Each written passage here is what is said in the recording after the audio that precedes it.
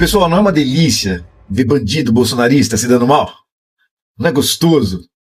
Por tudo que eles já atribuíram ao PT, ao Lula, por tudo que eles falam da esquerda, não é gostoso quando nós conseguimos mostrar que eles são lixos, que eles não prestam e que utilizavam o PT como alvo apenas para conseguir galgar poder? Eu vou pôr para vocês um pedaço de um vídeo do Edu Guimarães, do Blog da Cidadania. Tá muito legal lá, vale a pena assistir também. Mas eu peguei um compilado de imagens desse meliante bolsonarista, desse bandido, e logo em seguida nós vamos mostrar por que chegou ao fim a carreira desse bobão, desse raivosinho aí. A impressão que dá é que ele foi picado pelo mosquitinho do ódio. Ele fala que as veias estufam, fica vermelhinho, parece o tomatinho. Ele é do Partido Novo. Ele parece até um hominho. O jeito dele falar, bravinho, sabe? Agora ele encontrou o dele. Quis dar uma de valentão, ao estilo Hitler. Não sei se vocês já viram aquelas falas inflamadas do fascismo em plena Segunda Guerra Mundial. Então, ele se utiliza daquelas técnicas de convencimento da população, até porque os seguidores do bolsonarismo são muito afeitos a esse tipo de comunicação.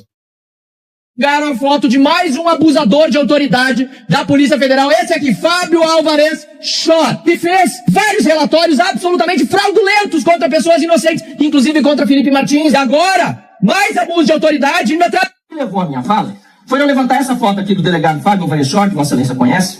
Fui à tribuna dizer que ele sim fez relatórios fraudulentos, baseado em informações falsas, mantendo Felipe Martins preso por 6 meses com base em documentos inseridos lá na alfândega americana, por alguma autoridade americana, muito provavelmente, e talvez, não sei, tem que ser investigado com conhecimento da Polícia Federal Brasileira, não sei.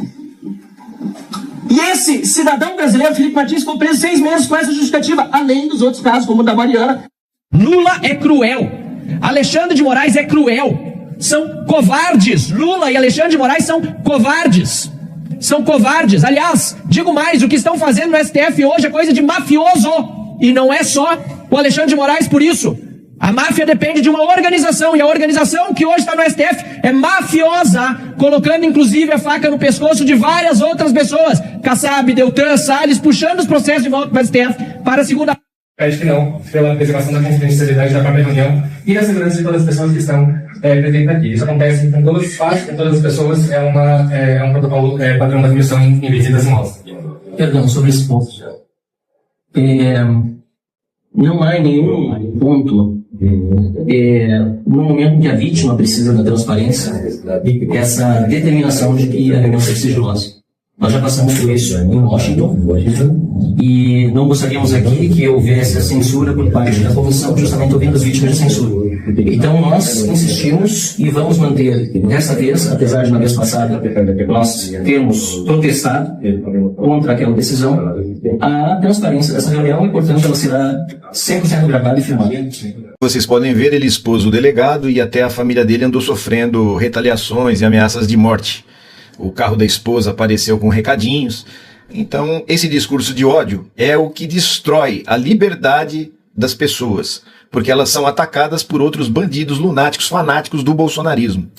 Esse covarde chama Lula e Alexandre de Moraes de covardes. Covarde é quem se arvora por trás do mandato de deputado e das proteções que isso promove a você. Não é quem fala grosso que é mais homem. É mais homem aquele que fala a verdade, aquele que tem moral, aquele que tem uma conduta ilibada, que não é o caso dos bolsonaristas. É o caso, sim, de Alexandre de Moraes. Ele disse que o STF, mais o governo Lula, é uma facção criminosa, é uma máfia. E eu sempre me lembro da afirmação do Tiago, que diz que eles atribuem aos outros o que eles fazem. E isso é uma verdade incontestável. O tempo todo eles fazem isso. Vocês podem ver que na reunião estão ali os mais agressivos. Geyer do lado dele, Zambetta. Ele e Nicolas ficam disputando qual faz o disparate maior, qual comete o maior crime. Eles são feras em caluniar, difamar, injuriar, sem provas, sempre sem provas. E quando nós falamos deles, nós temos provas. Tanto que esse sujeito, ele já está sendo alvo de inquérito da Polícia Federal. O fato é que dessa vez a coisa pegou. O Supremo Tribunal Federal não gostou nada, as pessoas dali não gostaram e Lindbergh Farias, excelente deputado, muito atuante, conheço o Lindbergh desde 91, 92, quando ele era presidente da Uni e eu fazia parte do diretório acadêmico da Unesp. Lindbergh Farias já fez uma representação junto ao PGR para que este bandido comece a pagar. É graças a sujeitos como esse que tem havido bombas no STF, caminhões sendo jogados contra a polícia. É graças a esse tipo de gente, esse tipo de comentário, esse tipo de conversa. E eles têm que ser severamente punidos. Chegou a hora, acabou, a paciência esgotou. Ele é um dos 3 pitbullzinhos mais agressivos que ficam colocando cólera nas pessoas contra as instituições, contra o Supremo Tribunal Federal, contra Lula, contra a imprensa, contra quem aparecer na frente. Eles destroem. Mas esse é o começo do fim para Van Hatten. Esse é o nome do sujeito. Escutem a sonoridade do nome Hatten. Não lembram o Hatten de esgoto? Eu amo ver bolsonaristas se ferrando, vendo tudo que eles armaram indo água abaixo. Nicolas Ferreira, né, gente, vocês lembram, teve eleição para presidente da Câmara de Deputados, e eles votaram em Hugo Mota. Eles largaram de votar no seu aliado, que era o Marcos Van Hatten, para votar no Hugo Mota, porque eles disseram que o Hugo Mota ia anistiar todos os presos de janeiro. Corta agora pro Hugo Mota depois de ser eleito. Mota diz a aliados que chance de pautar projeto que anistia golpistas no 8 de janeiro é 0, né? Segundo relatos, o presidente da Câmara avalia não haver razões para pautar a proposta e quer evitar ali desgaste com Lula. Tá certo, né, gente? Até porque Lula é o presidente. Bolsonaro é um inelegível futuro ex-presidiário. E fica melhor, o partido PL começou a ameaçar o Hugo Mota em obstruir a Câmara e tal. Aí que o Hugo Mota ficou puto da vida e falou que é anistia, aí que não vai ter mesmo. Mais uma vez, todo mundo largando a mão de Bolsonaro, de preso de 8 de janeiro. Todo mundo que tem sã consciência percebe que se mexer com isso, se envolver com isso, vai ficar pior. Ninguém quer envolver com isso, não. Só Nicolas e a cambada, porque tem rabo preso, tem medo de ser preso. É maravilhoso ver as voltas que a terra plana dá. Finalmente a ficha caiu, né? Um tribunal tem 5 ministros. O primeiro, Alexandre de Moraes, que ele mesmo julga se ele é parcial ou não. Mas então por que vocês que são tão inteligentes não pensaram nisso lá atrás? Por que desde o tempo que Bolsonaro era candidato, que ele e o filho Eduardo atacam o STF? Diziam que era só mandar um cabo e um soldado que acabava logo com essa zorra toda. Depois tinha um plano pra matar o Xandão. E agora que anistia, amigo? Deixa eu te falar uma coisinha aqui ao pé do ouvido. Nem todo mundo é submisso, igual a você não, rapaz. O outro, Flávio Dino, que é amigo do Lula desde quando o Dino era mago. Vocês também poderiam ser amigos dele. Mas se achavam os reis da cocada preta, superiores a todo mundo, e agora fica aí se fazendo de vítima. Continua provocando mais. Joga mais pessoas na linha de frente para ser presa por vocês. Será que é isso que ensinam lá na igreja evangélica? Terceiro, ministro, era ex-advogado do Lula, Zanin. Bolsonaro não se orgulha tanto de ter posto lá um super evangélico? Por que ele não tá nessa turma aí? Por que ele não tá na liderança desse pleito? É simples, porque é fraco. É ruim, porque estão mancomunados com a maçonaria e com a igreja evangélica. Porque foram escolhidos para saquear o Brasil e dar um golpe militar. Ah, coitadinho deles. O quarto e o quinto foram indicados pelo PT. Pois é, animal. E vocês não pensaram nisso nos 6 anos que atacaram eles o tempo todo? Dizendo que iam acabar com o STF, tirar o Alexandre de Moraes do cargo. Toda ação tem uma reação, é uma lei da natureza. E agora que estão na beira do precipício, ficam cheios de medinho. Segura a onda, rapaz, seja homem. Assuma o teu prejuízo igual o Lula assumiu. Agora vocês estão todos borrados, né? Vocês vão falar comigo que esse julgamento é sério? É sério. Pior que é sério, sim. Que porra de Deus é esse que você diz ser tão poderoso, mas que parece que abandonou vocês de vez, né? Ou das duas, uma. Ou eles abandonaram vocês, ou era tudo uma mentira, seu covarde.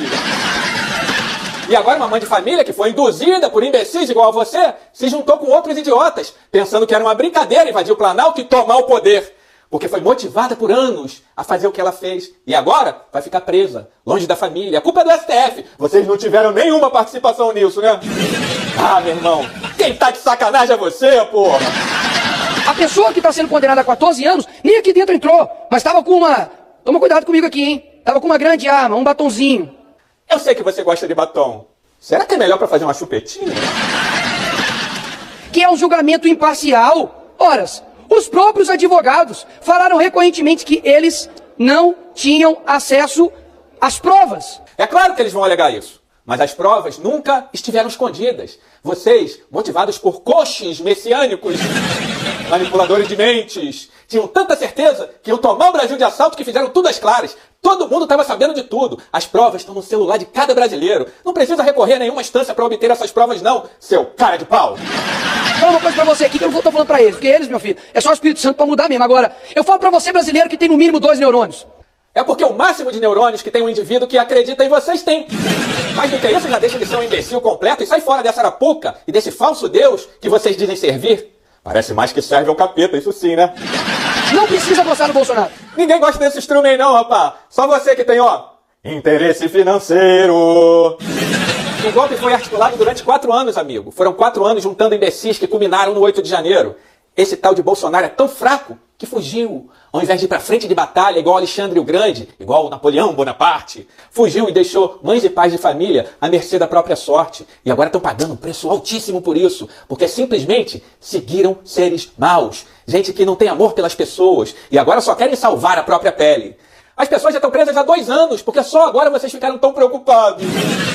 É simples, porque vocês, ó, não estão nem aí pra eles, a verdade é essa, rapaz. É inacreditável você falar que esse cara vai pra cadeia porque ele tentou dar um golpe fictício lá dos Estados Unidos, enquanto não tem nenhum corrupto do Lava Jato preso, enquanto não tem nenhuma pessoa que comete crimes sérios nesse país, como no PCC e no CV, que estão sendo soltos pelo STF. Marcola tá solto, o Fernandinho Beiramar tá solto, né? Tem que ser muito burro ou então maldoso pra comprar esse seu peixe podre. Mas tem gente que vê um peixe podre e se lambuza toda, até a cabeça, né?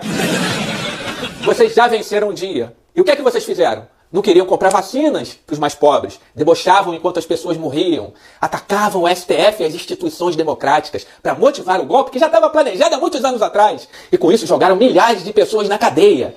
E nem R$1 foi investido para tirar ninguém de lá. É justo isso? E agora estão aí com medinho. Faz o seguinte, já que você acredita tanto em Deus, ajoelha e reza, amigo, porque o destino de vocês está traçado, uma vez que verdadeiramente o que vocês fizeram foi vender a sua alma ao diabo. Tô falando sério. Dentro da série, veja com quem nós estamos lidando. Hoje a gente traz um episódio com a Carla Zambelli, gente. Ela ainda não era deputada, mas já era uma pessoa influente entre esse time bolsonarista. Veja um absurdo. Ela fez um vídeo em frente a uma loja Havan, dizendo que a Havan era de Havana, que era uma loja cubana, e que a dona no Brasil era a filha da Dilma. E que eles colocavam uma estátua da Liberdade na frente para confundir as pessoas. E fez esse vídeo em tom de denúncia. Olha aqui o vídeo, pessoal. Olha o vídeo. Essa loja é da filha da Dilma, a Paulinha. Que é, assim, eu fico impressionada como é que os filhos de presidentes no Brasil são milionários e se tornam, assim, grandes empreendedores, né? E o mais interessante disso tudo é chamar a Van, a loja, né? Com uma estátua da Liberdade do lado. Quer dizer, que é chamar a gente de idiota, né? E estátua da Liberdade com aí um símbolo que lembra Cuba. Carla Zambelli, essa que agora está sendo caçada. Foi desta forma que eles disseminaram mentiras e fake news pelo Brasil e criaram essa cultura de ódio fundamental para o grupo bolsonarista e que inclusive explica o que eles fizeram no dia 8 de janeiro. Um vídeo que está viralizando muito nas redes sociais é o diálogo entre o advogado do Bolsonaro e o Bolsonaro.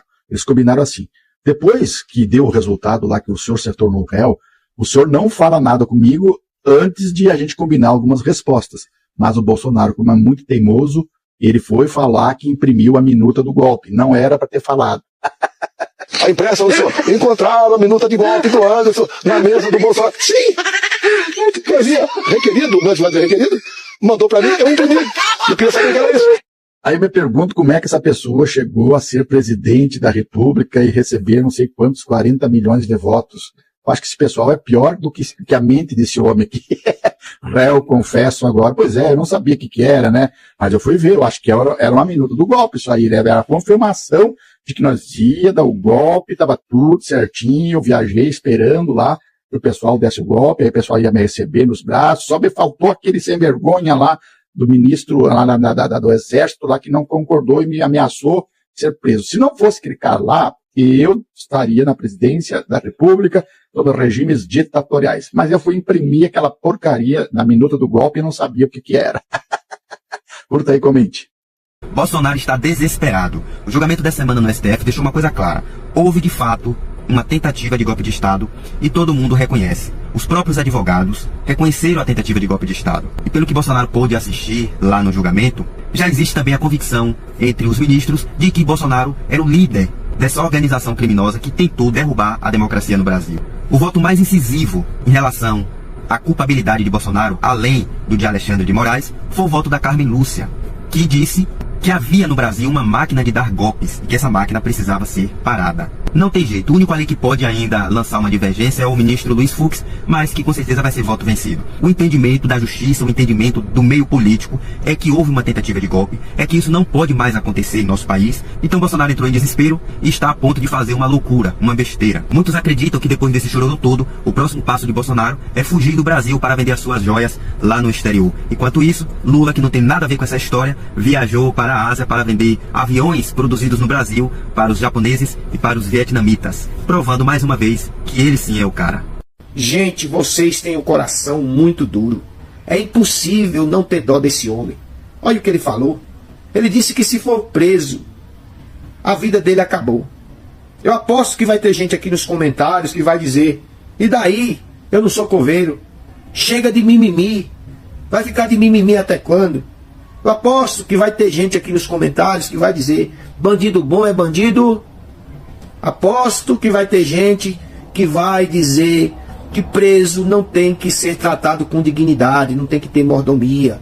Se não quer ir para a cadeia, basta não cometer crimes. Lembram? Sabem quem é o autor de todas essas frases? Pois é, minha gente. O mundo não gira, ele capota. Agora é o fim da vida de Bolsonaro. Imagine o que deve estar sentindo as famílias enlutadas por mais de 750 mil vidas que chegaram ao fim durante a pandemia. Por culpa, sabe de quem? Deixa aí nos comentários. A jornalista Manuela Borges, nego velho, demorou 11 anos para se vingar de Jair Messias Bolsonaro. Acompanha o vídeo aí, nego velho. Depois eu vou te explicar tudinho. O senhor vai responder por isso. Criminalmente? Criminalmente, sim. Aqui no STF. Pois é, nego velho. Essa jornalista, Manuela Borges, foi humilhada por Jair Messias Bolsonaro. E ela jogou uma praga na cara dele. Você vai ser incriminado criminalmente aqui no STF.